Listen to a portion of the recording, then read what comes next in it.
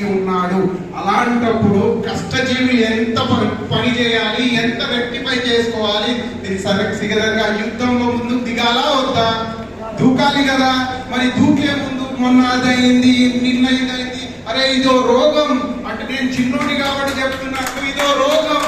Remembering past is a disease, Vivekananda Swami అన్నారు. రేపటి గురించి ఆలోచించు రాజా అంటే నిన్న అదైంది, నాకు ఇది అయింది అని. ఏం పంచాయతీ ఇది? సరే ఇది వేరే లెక్క. సశ్రీకాల్ పంజాబీ कम्युनिटी ఎక్కువ ఉంటే इतने चंगा लीडर आया थी, असली रिस्पॉन्सिबिलिटी बनती है कि हमें खटकेरे में खटका पकड़ना जरूरी है. ठीक है, this is for Punjabi community. महिला సోదరి మండలకి అమ్మ వాస్తవం ఏంటంటే మనం అదృష్టవంతులు. రంజిత్ అన్న రూపంలో, జగదీష్ అన్న రూపంలో నాయకత్వం మొత్తం తెలంగాణలో ఎక్కడుంది చెప్పబ్బా? ఎక్కడుంది? ఎక్కడా లేదు. ఇక్కడ ఒక లెక్క ఉంది, న్యాయం ఉంది, సత్యం ఉంది. మీరు నమ్మాల్సిన న్యాయం ఏంటంటే బీజేపీ అధికారంలో పూంజీపతిలు ఎక్కువైపోయినారు. అంటే డబ్బులు ఉన్నోని దగ్గరనే డబ్బులు వస్తున్నాయి, పేదోడు మాత్రం ఇదే స్లంలో ఉండిపోయాడు. రావద్దా అక్కడి నుంచి ఓ నాయకుడు మంచి ఆర్థికంగా వ్యాపారగలవాడు? రావాలిగా.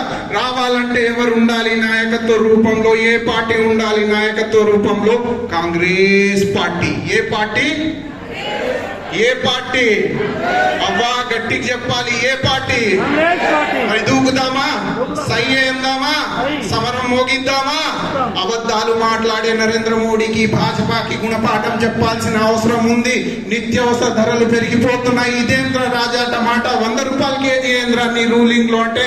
రాజా అంటాడు छप्पन इंच का सीना सब पे भारी. अरे हमें 56 इंच का सीना नहीं चाहिए, हमें इंसानियत के रूप पे देश पे चलाने वाला चाहिए. మానవత్వ కోణంలో నడిపించేటోడు కావాలి.